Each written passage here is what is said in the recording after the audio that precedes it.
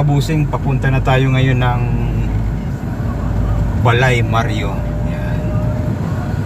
Doon daw kasi ibang klase naman yung mga kubo doon. Alam nyo ba yung sinasabing Indian set? Yan. Yung sinasabing Indian set na mga kubo, yun daw yung nandun sa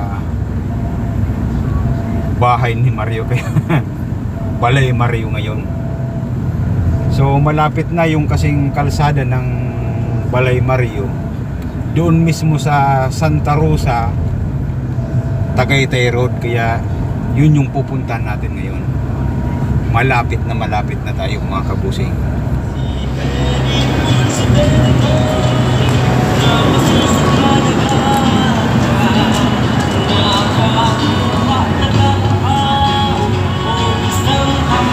Ito mga kabusing yung Balay Mario. So kung makikita nyo itong kalsada, ito papunta na siyang Tagaytay. Ito naman ang Santa Rosa. Tagos na ito ng South Luzon Express, itong kalsada nito. So kung pupunta kayo, makikita ninyo yung Balay Mario, punta kayo dito. Kung meron kayong service na sasakyan,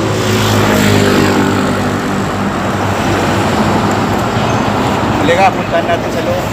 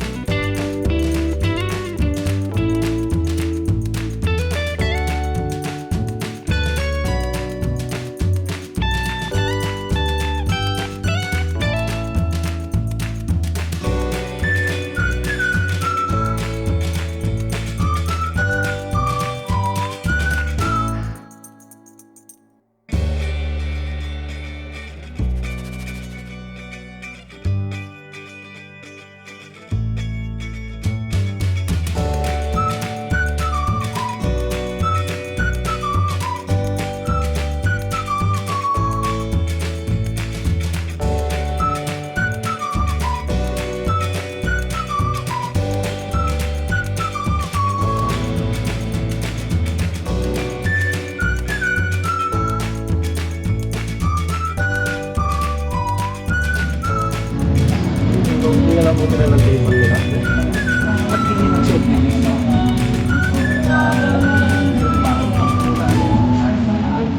So, ngayon po lang. Basta namin na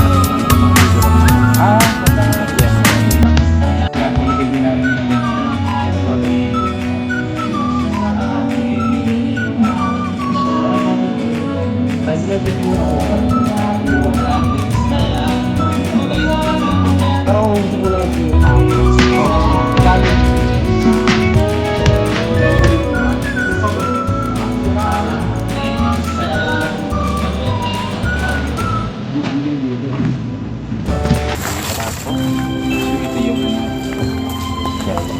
ito pong sa right side po, before tubulan. Kasama natin ngayon si pangalan mo? Sir Reniel. Yan. Ano ba? Siya yung magtuturo sa atin dito sa Balay Mario. Saan ba nagsimula yung pangalan ng Balay Mario? Ano sir, kumbaga inuha po na sa ano. Ang balay, ibig sabihin bahay, di ba? Yes po, bahay po. Then Si Mario po. yung may-ari. Yung may-ari. Yes po. Talagang Mario talaga. Dito muna tayo. So dito, ito, may charge ba sa mga ganito pagkakain? Wala po sir, free lang po yan. So ibig sabihin, kung umuulan na. Yes po. So ibig sabihin ito para lang sa mga kakain dito. So dito na sila, pipili sila. Yung ganito, good for ano to? Maximum ano po sir, pwede po silang 4, 3 po. Pero so- maximum of 8 po yan sir. Yes po, May- aso po sila dyan. Mayroon ba ditong mataas yung ano niya, yung upuan niya, or puro ganito lang? Ganda na po yun sir, pero pwede pong mag-adjust. Lalagyan na lang po ng unan. Or pwede po mag-extend ng table if may senior po na hindi po kaya mag-Indian seat. Pwede Oo, po di ba? mag-adjust. Ano po dito, chair na lang po. Then, So kung makikita ninyo mga kabusing, para talagang makalumang style, meron pang anong laro to, sungkaan, di ba? yes po sir. Siguro yung mga bata ngayon, hindi na to alam yung mga ganito, ano, yung sungka. Ito yung ano yung naririnig kong nasusunog daw pag ano, sunog na. Sunog na. Sunog na niya, ito na yon. So pawid siya. Ito, anong purpose ba nito? If naulan po, then pagka maasilaw po, yung direct sunlight po kasi. So yun na yung pinagpantakip niya. Yes po. Then if gusto rin po nila ng privacy, ayun po. Yun. Ano bang malimit kumakain sa mga ganito? May mga kumakain ba kayong Indiano bang kumakain dito? Ba't natawag na Ano gano'n? po sir, mga kumakain po dito, mga Japanese, Chinese po. Mga binibisit po nila to kasi gusto po nila matry yung Filipino kasi. Then Filipino po. Oo. Kumusta naman ang presyo ng pagkain ninyo dito? Abot kaya naman po sir. Abot kaya naman? Yes po. Pwede naman abutin? Yes po, pwede naman po sir. Yung mga ganun, mga taga rito rin, yung mga kumakain na yun. Customer din po namin. So, hindi po sila regular pero walk-ins po. Walk-in lang. So ito na yung kabusing yung Balay Mario Yes. dito sa ano to, Silang? Apo. Silang Cavite dito. Ulan na. Sir, magpasuwi naman ako namin.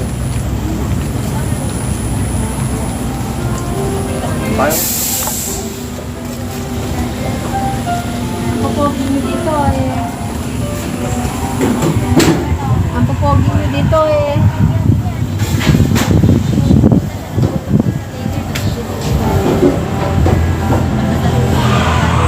Tapos kung makikita ninyo dito ng personal, ibang style din dito. Bakit? Wala nang gatas na. Meron ganito, yung mga sinaw ng kawayan.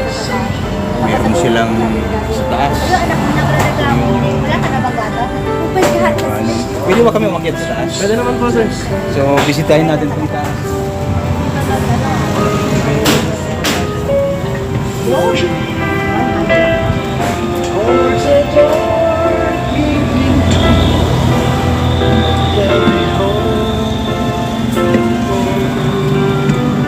Unang makikita dito, yung may mga bilao. Tapos itong, ito ba ito? Yung pang-isda, no? Ito ba ito? Mga pang-sirpin yun, hindi na alam eh. So ito, kung makapansin ng mga kabusing, pang marami yan, pang pamilya, di ba? Pwede dito Yes, po. sa mga nabarkads. Yun, okay kung kita mga kabos. Sa mga, halimbawa, may birthday, sa mga, yun, mga kabarkado natin, pwede ko yan dito. So ito, kung makapansin ninyo mga kabusing, lalo dito sa inyo. Yung ilaw na yan, ano yung pinapailawan pag ganito lang medyo dumilim na siya kasi pailawan? Yes po sir. Yung mga ganyan. Mas maganda po yung ambience dito sir pagka gabi po. Pag sa gabi. So ibig sabihin mas marami yung sa gabi.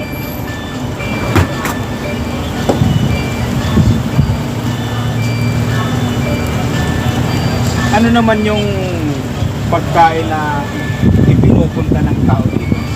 Meron po kami dito sir. Yung yes po. Bagnet specials po. Yung bagnet kari-kari po. Bagnet Bacon Express sir. Ayun yung ano po, pogi-pogi sa Pagkakas. Ano ba? Ay, nagsising na. Pogi po. Yes po sir. Pogi po sa dito. Pogi po sir.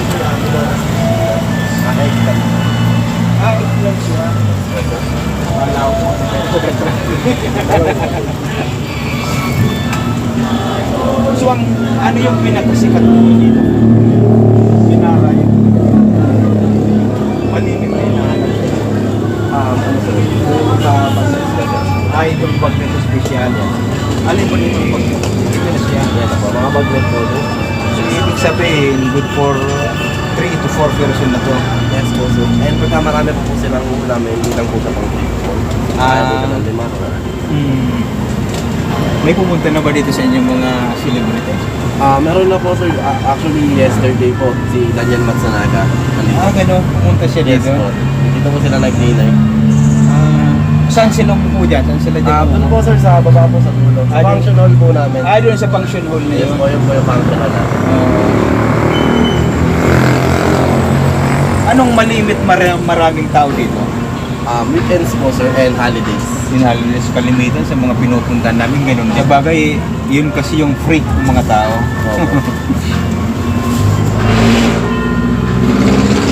Ngayong mag-December, mas marami bang pupunta dati dito na darayo? Yes sir, kasi may mga binibigay din po kami yung mga freebies. May mga binibigay po kami yung months sir. Dito? Yes po. Then may mga ano rin po kami parang po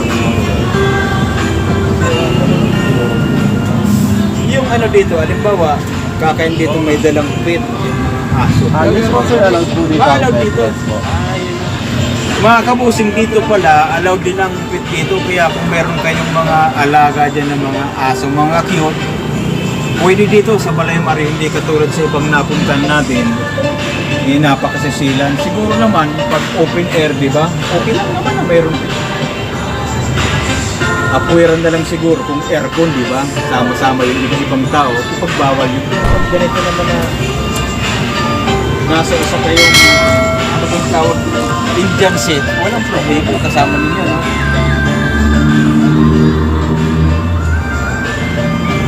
So napakaganda mga kabusing.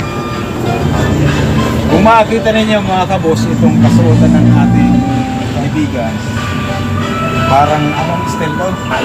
Igorot style. Tapos may tali pa dito. Ba't may tali pa? Ba't may tali pa? Kasama po yun. Kasama sa mga style yun. So, ito po yung uniform namin. Pagka napasok po. Kung mapansin ninyo mga kabus, pag ako nakaganito, empleyado na rin ako dito. Parehas kami nakaitim eh. Pero pwede po namin ibabay sa kanila yung igorot tayo namin. Meron po kami yung pinapatay para sa mga customers na. Free lang din po yun. Maganda rin ha. Sige, hanap tayo ng Indian set dun sa baba. Di ba sir?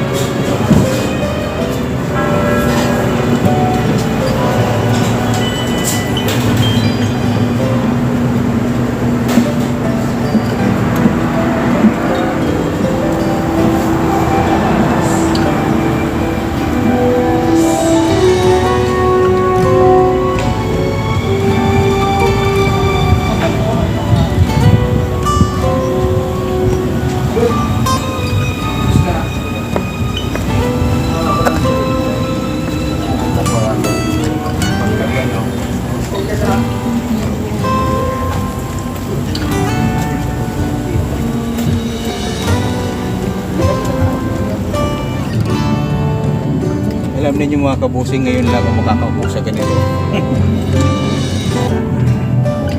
Tayo. Makakakain ba ako ng maayos nito? Yeah. Paano ba? Ganito ba? Yan. Habang naghihintay mga kabusing ng order mo, merong sungkang laro. Sungka muna tayo dito. Ano bang posisyon dito na ganito? Parang hirap ah. Mabubusog kaya ako dito. Or nakaganon. Paano ba ganyan? Yan. So habang hinihintay natin, waiting muna tayo dito. Kaya mayroong ganito para sungka muna. Marunong ba kayong maglaro nito mga kabusing? Ako limot ko na to eh kung paano tong sungka na to.